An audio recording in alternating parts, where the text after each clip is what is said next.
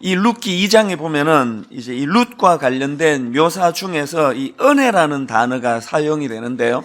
이제 3번이나 그 내용이 나옵니다. 2장 2절에서 모압 여인 룻이 나오미에게 이르되 원하건대 내가 밭으로 가서 내가 누구에게 은혜를 입으면 그를 따라서 이삭을 죽겠나이다 하니, 이렇게 2절에 나오고 그 다음 10절에도 나옵니다.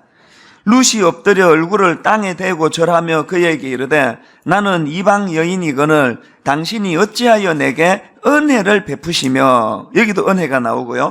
또 13절입니다. 룻이 이르되 내 주여 내가 당신께 은혜 입기를 원하나이다. 여기도 이제 은혜가 나옵니다. 이제 룻과 관련된 이 3번에 걸친 이 은혜라는 이 의미가 참 의미가 있는데요. 이걸 원어로 보면은 hand이라고 하는 단어가 3군데 다 같은 단어입니다.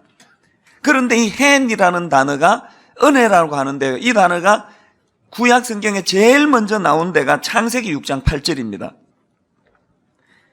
창세기 6장 8절에 보면은 이런 은혜가 나옵니다. 그러나 노아는 누구에게 은혜를 입었냐 보니까 여호와께 은혜를 입었더라. 여기 나오는 은혜가 hand입니다. 제가 이걸 보면서 참 그 묘한 그 감동이 있는 게 뭐냐면은 지금 이 hand의 원래의 이 은혜라는 이것은 오리지널이 하나님으로부터 나오는 거예요. 노아가 하나님께 이 hand을 받은 거예요. 그런데 지금 이 룻기에서 룻이 누리고 받은 그 은혜는 하나같이 다 사람들에게서 받는 거예요. 그리고 사람에게 그 은혜 받는, 그 배려받기를 원하는 그 마음, 보아스를 위시해서. 그래서 영어 성경을 보니까 여기에 나오는 hand을 그 favor라는 단어를 쓰더라고요. 호의라는 이 단어예요. 그래서 제가 이거를 묵상하면서 발견한 은혜가 뭐냐 하면은 우리가 하나님 앞에서 누리는 그 원래 오리지널이라 그럴까요? 근본적으로 받는 은혜는 하나님으로부터 받는 은혜예요. 내가 하나님으로부터 은혜를 받았습니다. 그런데 그 은혜가 파생돼 가지고 누구로부터? 좋은 주변의 사람들로부터 호의를 받고 배려를 받는 이것으로서 하나님의 은혜가 이게 퍼져나가더라는 것입니다. 그래서 오늘 이 부분을 좀 살펴보려고 하는데요. 먼저 룻이 받아 누렸던 은혜는 근본적으로 첫 번째로 하나님께 받은 은혜입니다. 이 룻기 2장 3절과 4절에 보면은 룻이 하나님께 받았던 그 은혜를 우연이라는 표현하고 마침이라는 표현으로 이것이 정리되는 것을 볼 수가 있습니다. 자, 3절을 한번 보시기 바랍니다. 룻이 가서 베는 자를 따라 밭에서 이삭을 줍는데 우연히 엘리멜렉의 친족 보아스에게 속한 밭에 이르렀더라. 그 다음 4절에 마침 보아스가 베들레헴에서부터 와서 베는 자들에게 이르되, 여기 보면은요, 이 우연히와 이 마침, 이 두 개가 이루어져 근본적으로 하나님의 은혜를 누린다는 거예요. 그러고 보면은 우리들 삶 속에서도 이 우연히와 이 마침이 조합을 이루어서 누리는 은혜가 얼마나 많았는지 모릅니다. 제가 이 설교를 준비하다가 2002년도에 감동을 다시 한번 제가 경험을 했거든요. 제가 2002년 5월 8일 날 여기서 분당 우리 교회가 창립 예배를 드리지 않았습니까? 우연히 2002년도에 교회를 아무 생각 없이 옥하는 목사님이 개척해라. 그래서 어떤 계획이 있는 것도 아니고 대책이 있는 것도 아니고 그냥 여기다가 교회를 했습니다. 시작했습니다. 우연이에요. 분당에다가 교회를 시작해야 되겠다.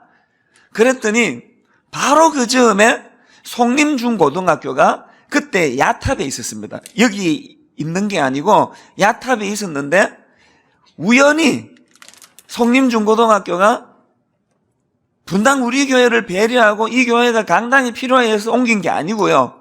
그냥 우연히 거기 있는 캠퍼스를 팔고 이쪽으로 옮긴 거예요. 우연히 옮겼습니다. 이게 첫 번째 우연이에요. 두 번째 우연이는 뭐냐? 저는 이제 이런 걸 전혀 모르기 때문에 정자동에다가 이제 교회를 하려고 상가 4층을 빌리고 거의 계약금까지 다 치른 상태입니다. 그랬는데 우연히 인근에 있는 어떤 교회가 저희가 거기 가는 걸 막으셨습니다. 못 오게 막으시더라고요. 그게 얼마나 그분에게 큰 사명이었냐 하면 절대로 못 온다고 그렇게 막으셔 놓고 그의 말인가 이분은 또 다른 데로 교회를 또 옮기시더라고요. 용인인가 이런 데로 교회를 옮기셨어요. 그래서 인간적으로 생각하면 자기도 옮길 걸 뭘 그렇게 못 오게 이렇게까지 막으셨나 이런 생각이 들지만 그건 하나님의 섭리 안에 있기 때문에 그분은 분당 우리 교회가 정자동으로 가는 걸 막는 그 사명을 감당하기 위해서 거기 있었고요. 그 사명이 끝남에 이제 딴 데로 가신 거예요. 이게 두 번째 우연이에요. 그래서 난감해가지고 이제 갈 데가 없어서 이걸 어떡하나 그러면서 그 추운 겨울에 상당히 긴 시간을 제가 마음고생을 하면서 이것저것을 이제 공간을 찾아 배회하는데 세 번째 우연히 전화가 한 통 왔습니다. 목사님 장소를 못 찾아서 고생하신다면서요. 그러면서 그분이 송림중고등학교를 우연히 소개해 주신 거예요. 그래서 제가 보니까 여러 차례 각자의 우연이가 조합을 이루어서 마침 하나님의 은혜가 열매로 나타난 거예요. 그래서 지난 11년 동안 분당 우리 교회가 누렸던 이 하나님의 은혜가 얼마나 놀랍습니까? 그렇기 때문에 여러분 우리 하나님의 자녀인 예수 믿는 저희들은요 우연이라는 게 사실은 없어요. 나의 무지함으로 정자동을 가고 나의 무지함으로 또 엉뚱한 데를 헤맨다 할 때 그 우연이가 다 조합을 이루어서 마침이라는 하나님의 은혜로 열매가 맺어지더라는 것입니다. 그래서 저는 이 말씀을 묵상하고 준비하다가 2002년도에 이 우리 인간들의 우연이가 겹쳐져서 이 하나님의 마침으로 연결이 되어서 누렸던 많은 복들을 생각하면서 마음에 참 감사가 나왔습니다. 그리고 되돌아보니까요, 제 인생에게는 이 우연이와 마침이 너무 많았던 거예요. 결혼도 마찬가지예요. 33살까지 결혼을 못 해가지고 이게 장가를 못 가는가 보다 그러면서 마음고생을 그렇게 많이 했는데 우연히 사랑의 교회로 가고 장가 가려고 그 교회 간 거 아니거든요.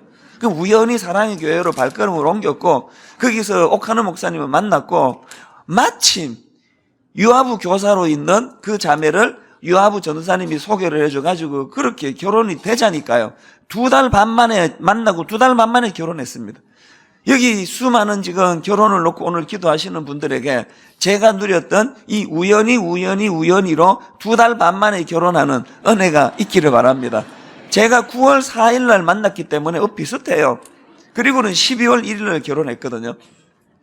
우리 삶 속에서 하나님 은혜는 이런 식으로 일하시더라는 거예요. 룻이 이 하나님의 우연이와 마침이라고 하는, 그래서 그분들이 나오미하고 룻이 막 계산하고 지금쯤 출발해야 이제 모압을 출발해야 이제 베들레헴에 이제 이삭을 주울 수 있는 추수기에 도착할 수 있다. 그렇게 수학적으로 계산하고 출발한 거 아니에요. 그들은 우연히 출발한 거예요. 그냥 그렇게 우연히 출발했는데 와서 보니까 마침 추수기예요. 그 이삭을 마음껏 주울 수 있는 환경과 여건이 되는 것입니다. 오늘 우리들이 여러분 이따가 기도하시고 또 가정으로 돌아가시고 또 한숨 주무시고 자기를 돌아보는 시간을 가지실 때 내 삶 가운데 이 하나님의 은혜의 일하심으로 말미암아 내 인생에도 우연히 이것이 모아져서 마침이라는 하나님의 은혜로 열매 맺어진 것들이 얼마나 많았는가를 점검하고 돌아보는 시간을 가져보시기를 바랍니다. 이게 하나님의 은혜예요. 그런가 하면은 두 번째로 이 하나님의 근본적으로 주신 하나님의 이 은혜, 이 해내 하나님의 은혜가 어디로 연결이 되느냐? 그 열매가 주변 사람들에게서 받는 호의로 연결이 되는 거예요. 제가 하나님 은혜를 누리는 복된 인생을 살아가니까요. 저뿐만 아니고 모든 그리스도인들이 다 그런 것처럼. 저같이 별 볼 일 없고 보잘것없는 사람들에게 주변에 제게 호의를 베푸시는 사람이 너무 많은 거예요. 개척하는 과정에서도 그랬고 창립 멤버들을 보면서도 내가 감사하는 게 그거고요. 오늘 여러분을 뵈면서도 그렇고 하나님의 사람들에게는 이 하나님의 은혜가 근본적으로 부어지는 그 은혜가 주변 사람들이 저에게 호의를 베푸는 것으로 그렇게 열매가 맺어지더라는 것입니다. 그런 맥락에서 이 2절 말씀이 저는 참 감동적입니다. 2절을 한번 보십시오. 모압 여인 룻이 나오미에게 이르되 원하건대 내가 밭으로 가서 내가 누구에게 은혜를 입으면 그를 따라서 이삭을 주겠나이다 하니 나오미가 그에게 이르되 내 따라 갈지어다 하며, 저는 이 2절 말씀이 왜 감동이 되는가 하면은요, 두 가지 감동인데, 하나는요, 이 이삭 죽기라고 하는 사회 시스템이 너무 감동적이에요. 룻은 또 나오미는 요즘으로 치면은 끼니 해결이 안 되는 극빈자 아닙니까? 가장 낮은 계층의 그런 사람들이에요. 그런데 끼니 해결이 안 되는 이 극빈자 룻이 그 끼니를 해결하려고 어떡합니까? 남의 추수하는 밭에 가서 내가 이삭 죽기를 해야 되겠다. 뭘 의미합니까? 그게 허용이 되는 사회였다는 거예요. 오늘 여러분 이 사회에서 대한민국 2013년 가을에 오늘 끼니를 해결하지 못하는 사람이 내가 서현동을 한 바퀴 돌아가지고 사람들에게서 이 호의를 좀 받아야 되겠다. 그런 사람 아무도 없습니다. 왜? 서현동을 100바퀴 돌아봐야 이삭 죽기 시스템이 아니에요. 이삭을 흘려주기는커녕 그냥 한 톨까지 다 자기가 갖는 이 자본주의 국가가 얼마나 삭막한 사회입니까? 저는 그렇게 극빈자였던 가난했던 룻이 한 바퀴 쓱 돌아가지고 이삭 좀 주워 올까요? 이게 용인되는 사회, 그 사회가 너무 아름답다는 거예요. 레위기 19장 9절 10절에 보면은 이게 하나님이 만드신 시스템이라는 걸 알 수가 있는데 한번 보십시오. 너희가 너희의 땅에서 곡식을 거둘 때에 너는 밭 모퉁이까지 다 거두지 말고 내 떨어진 이삭도 줍지 말며 내 포도원의 열매를 다 따지 말며 내 포도원에 떨어진 열매도 줍지 말고, 왜 내 걸 다 줍지 말라 그러시나? 그 다음에 이유를 이렇게 말씀하십니다. 가난한 사람과 거류민 나그네들을 위하여 버려두라. 나는 너희의 하나님 여호와이니라. 이 세상의 법칙은 내 거 내가 다 걷어가야 돼요. 한 톨도 남기면 안 돼요. 이걸 누가 가져가면 안 되는 거 아닙니까? 그런데 나는 너희의 하나님 여호와니라. 하나님이 내 인생의 아버지가 되시면 하나님의 법칙은 그런 게 아니라는 거예요. 가난한 자, 연약한 이웃, 불쌍한 거류민들을 위하여 네 것 좀 흘려라는 거예요. 이게 하나님의 시스템이에요. 비슷한 말씀이 신명기 24장에도 나오는데요. 신명기 24장 19절부터 22절을 표준 세번역으로 제가 읽어드리겠습니다. 자, 19절을 한번 보십시오. 너희가 밭에서 곡식을 거둘 때에 곡식 한 묶음을 잊어버리고 왔거든 그것을 가지러 되돌아가지 말아라. 왜? 그것은 외국 사람과 고아와 과부에게 돌아갈 몫이다. 그래야만 주 너희의 하나님이 너희가 하는 모든 일에 복을 내려주실 것이다. 의미를 아시겠죠? 그 다음 20절도 마찬가지.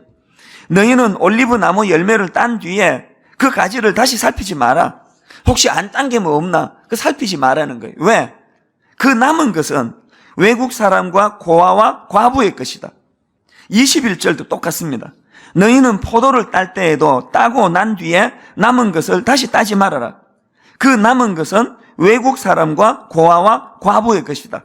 자, 여기 나오는 외국인과 고아와 과부는 그 당시 사회에서 가장 경제적으로 어렵고 또 이 저소득층 사람들을 상징적으로 표현하는 그 표현 아닙니까?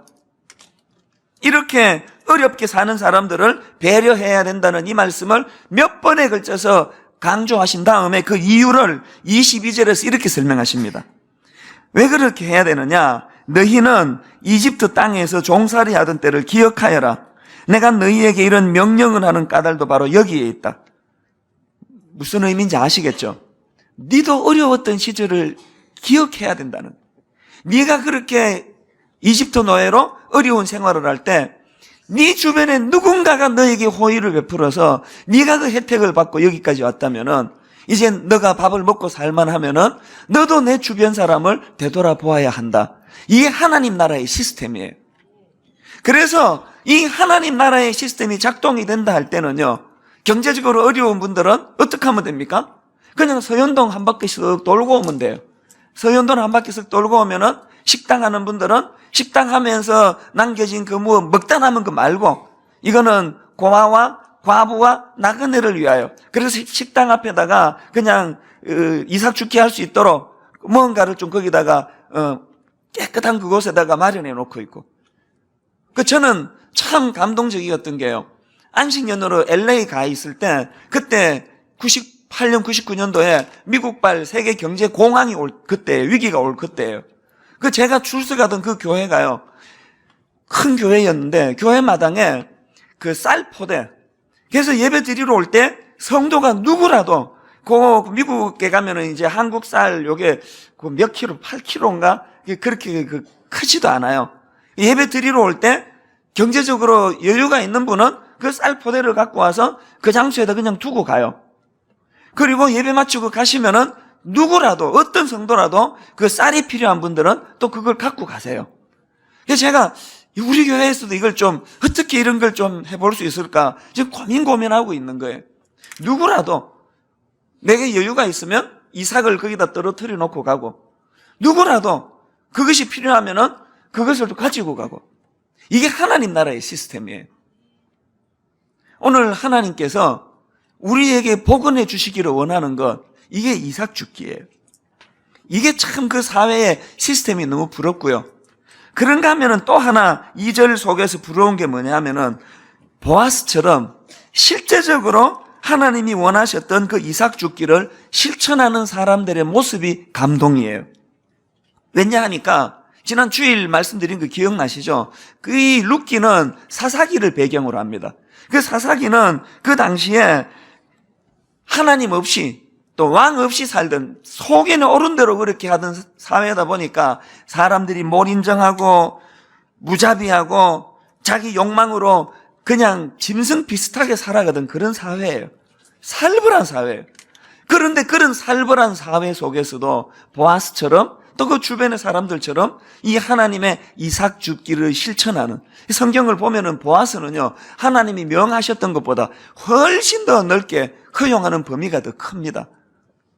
오늘 새벽 부흥회로 이 자리에 나와 계시는 하나님의 사람, 기도하기를 기뻐하시고 또 말씀을 사모하시는 우리 교회의 이 귀한 성도님들이 보아스와 같은 이 이삭 죽기를 실천하는 그런 성도님들 되시기를 바랍니다.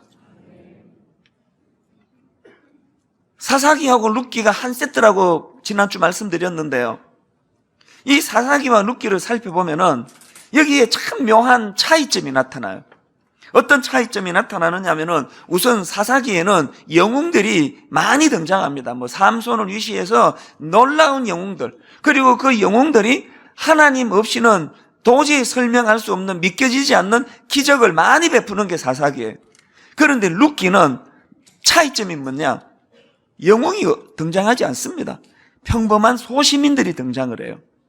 그리고 룻기는요, 그런 이적 기사가 한 건도 일어나지 않습니다. 전부 인간들이 십시일반해서 이삭 죽게 할 수 있도록 배려하고, 인간들이 서로 격려하고, 인간들이 서로를 세워주고 등을 두드려주고, 이게 룻기예요. 자, 여러분, 오늘 우리 시대에 하나님의 일하심은 사사기적으로 일하십니까? 룻기적으로 일하십니까? 오늘 우리 시대는 하나님이 룻기적으로 일하는 시대예요. 그러면 어떻게 해야 됩니까? 하늘의 천사를 동원하시고 하나님이 특별한 하나님의 어떤 능력을 보여서 일하시는 시대가 아니고 누구를 통해? 우리 같은 평범한 사람들을 통해. 그럼 우리가 어떻게 해야 됩니까? 이 하나님의 시스템, 이 이삭 죽기. 제가 청소년 사회 갈 때 한 달에 한 번씩요, 이삭 죽기 헌금을 했습니다. 그 어린 애들이 중학생, 고등학생이 무슨 돈이 있겠나 하지만 천만의 말씀이에요. 걔들이 알부자예요, 알부자. 꼬불추는 돈이 얼마나 많은지 몰라요. 뭘 보고 아는가 하면은요, 한 달에 한 번 그 아이들로 하여금 이삭 죽기 헌금을 해가지고 그거를 가지고 우리가 구제로도 하고 어려운 아이들 등록금도 내주고 이런 일을 했는데 깜짝 놀란 헌금이 나와요. 이 아이들이요, 의미만 부여 잘해주면은요, 돈 많습니다. 매달 나오는 돈이 굉장히 큰 돈이었어요. 그래서 제가 애들에게 3가지 구호를 늘 외치게 했습니다. 공부해서 남 주자. 세상은 공부해서 남 주니? 이건데 하나님의 시스템은 공부해서 남 주자. 그 다음 2번째가 돈 벌어서 남 주자. 그 다음 3번째가 은혜 받아 남 주자. 월요일 날 본당은 은혜 받아 남 주는 시간입니다. 내가 일찍 와서 얼마든지 본당을 차지할 수 있는 권한이 내게 있지만 본당에 한 번도 못 들어온 성도를 위하여 기꺼이 양보하는 마음의 태도, 이게 하나님 나라의 시스템이에요. 한번 이 세 가지를 한번 따라해 보시겠습니까? 이제 청소년 시절로 돌아가서 나는 이미 이거를 기회를 놓쳤지만 우리 자녀들은 이런 삶을 살기를 원한다. 그런 마음으로 한번 저를 따라해 보시기 바랍니다. 공부해서 남 주자. 돈 벌어서 남 주자. 은혜 받아 남 주자. 이게 이삭 죽기 정신이에요. 내가 가지고 있는 그 모든 소유, 자본주의 사회에서 내가 땀 흘려 번 돈인데 이건 다 내 거예요. 다 나만을 위해서 살아도 이게 아무런 법적으로 문제될 게 없습니다만 하나님 나라의 법칙은 연약한 이웃을 위하여 이삭을 흘려주는, 일부러 이삭을 떨어뜨려주는 이런 보아스와 같은 정신이 필요하다는 사실입니다. 저는 매 특세마다 저희는 부흥회 할 때도 헌금 안 합니다. 특별 헌금 안 합니다. 그러나 특세만큼은 마지막 날 꼭 헌금하기를 원하고 이 헌금을 어디다 쓰면 좋을지를 교역자들하고 머리를 우리가 맞대고 연구하는 이유가 뭐냐? 바로 이 정신 때문이에요. 오늘 내가 은혜를 받았다면 이 은혜의 결정체가 오늘 룻과 같은 나오미와 같은 또 다른 어떤 사람이 이 혜택을 받아 누릴 수 있도록 믿는 우리 안에 이 정신이 살아나게 되시기를 바랍니다. 그런가 하면 한 가지만 더 살펴보려고 하는데요.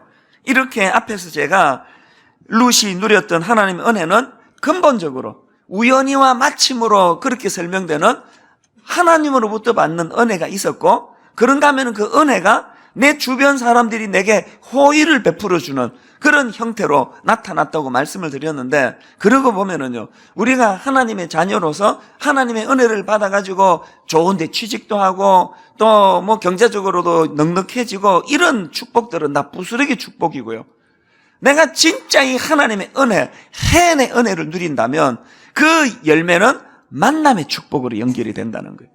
우리가 가장 은혜를 추구해야 되는 건 이 만남의 축복이에요. 저는 우리 새아이에게, 또 유학 가는 우리 어린 자녀들에게, 또 군대 가는 우리 자녀들에게 늘 기도할 때마다는 이 아이들에게 만남의 축복을 주시기 원합니다. 어느 심리학자가 그 어린 시절의 인간의 불행이 그 인생에 어떤 영향을 미치는지를 연구를 했다는 거예요. 그래서 이제 아주 어렵고 열악한 환경에서 자란 배려받지 못한 아이들 210명을 대상으로 장기간의 연구를 했습니다. 거기서 참 가슴 아픈 결과가 나온 거예요. 예상했던 대로 오래 시간이 지나니까 그 배려받지 못하고 자라난 이 아이들 중에, 그 210명의 아이들 중에 상당히 많은 애들이 학습장애, 사회 부적응, 그래서 어려운 삶을 살더라는 거예요. 그런데 놀랍게도요, 그 중에서 72명의 아이들은 그 코스로 가지 않고 그렇게 어렵게 배려받지 못하고 자랐음에도 불구하고 그 72명의 아이들은 절망에 빠지지 않고 잘 자라가지고 꿈을 가지고 아주 배려받고 사랑받고 또 부하게 잘 자란 그 아이들을 뛰어넘는 그런 아름다운 삶을 살아가더라는 거예요. 그래서 이제 이 심리학자가 이 원인이 뭘까? 이 72명에게 어떤 일이 있었나를 심층적인 인터뷰를 통해서 그 답을 찾아낸 거예요. 그 72명, 72명의 아이들에게 공통점이 뭐였냐? 한번 들어보십시오. 그들 72명에게는 공통점이 있었는데 그것은 자신의 입장을 이해해주고 받아주는 사람이 인생에 걸쳐 한 명은 있었다는 것이다. 어렵고 낙후된 지역에서 배려받지 못하고 자랐던 그런 아이들이랄지라도 자기들 인생에 그것을 이해하고 그것을 용납해주고 사랑해주고 하는 단 한 명의 만남의 축복을 누린 사람이라면 그것들을 극복할 수 있는 힘이 생기더라는 것입니다. 그래서 저는 오늘 이 만남의 축복과 관련해가지고 두 가지 기도 제목을 나누고 오늘 말씀을 정리하려고 하는데요. 첫째로요, 우리가 우리 자신들과 우리 자녀들을 위하여 만남의 축복을 구해야 합니다. 하나님 만남의 축복을 주시옵소서. 그런가 하면 두 번째로 거기서 그치지 말고 하나님, 제가 바로 그 만남의 축복을 제공하는 보아스와 같은 인물이 되게 해 주옵소서. 여러분들이 자녀들을 위해서요, 너 만남의 축복을 누려야 된다, 좋은 친구 찾아야 된다, 그 친구랑 사귀면 안 된다, 이렇게 지적하는 게 그게 옳은 이야기지만 그것만으로는 안 됩니다. 우리 아들이, 우리 딸이 그 주변 사람들에게 만남의 축복을 제공하는 보아스 같은 인물이 되도록 기도하셔야 된다는 것입니다. 결론을 맺으면서요, 제가 지난 월요일 날 갑자기 뇌종양 진단을 받고 무용하던 아이예요. 그렇게 투병 생활을 했던 여고생 이야기를 드리지 않았습니까? 걔가 깨끗이 나아서 지금 참 아름답게 하나님의 딸로 자라가는데요, 그 과정에서 보니까 그 아이를 붙잡아 주던 만남의 축복이 있었더라고요. 아마 이게 다음 주 수요일쯤 영상팀에서 지금 영상을 만들고 있는데요, 제가 일부만 소개를 해드리자면, 그 아이에게 어떤 만남의 축복이 있었나? 무용을 가르쳐주던 그 선생님이 저희 교회 출석하는 성도님인데요, 그분이 옛날에 교통사고를 당해가지고 전신마비 상태에 빠졌다는 거예요. 그때 그 병상에 누워가지고 하나님께 이런 기도를 드렸답니다. 하나님, 제가 2다리로 이 병원을 걸어 나가게 된다면 다음 세대를 위해 제 삶을 하나님께 드리겠습니다. 그런 귀한 기도를 드렸어요. 하나님 그 기도를 기쁘게 받으셨어요. 그래서 회복이 됐습니다. 그래 이분이 이제 그런 청소년 단체를 만들어가지고 돌보는데 이 아이를 거기서 만난 거예요. 그래서 이 여고생 무용하는 이 아이가 암투병하면서 어려움에 빠질 때 그 멤버들이 돌아가면서 금식 기도를 하고 이 아이를 축복하고 격려해서 말씀으로 서게 해서 회복이 됐다는 거예요. 이 사랑의 선순환. 오늘 우리가 하나님 건강 주시면 그분처럼 건강을 잃었을 때 건강 주시면 이렇게 살겠다면은 우리는 건강 잃기 전에 하나님 내게 이 건강 가지고 이삭 죽게 하는 나오미의 정신으로 살아가기를 원합니다.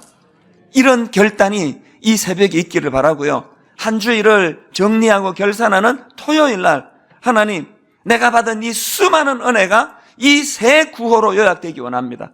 내 아이들은 공부해서 남주자, 부모인 우리는 돈 벌어서 남주자, 그리고 오늘 이 엿새간의 모든 주신 하나님의 hand, 이 은혜를 모으고 모아서 은혜 받아 남주자.